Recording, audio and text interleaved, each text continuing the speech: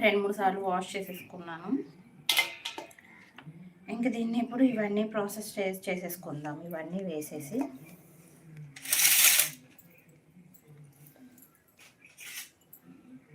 First ఇందులో కారం వేసుకుందాం.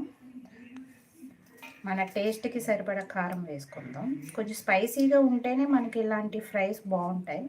కొంచెం ఎక్కువే వేసుకున్నాను.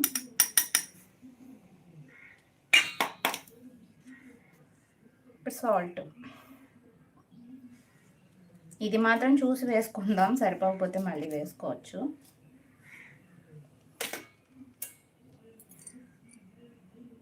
ఇప్పుడు బియ్యపిండి, ఇది మంచి ఎక్కువసేపు క్రిస్పీగా ఉంటుంది మనం బియ్యపిండి వేసుకోవడం వల్ల.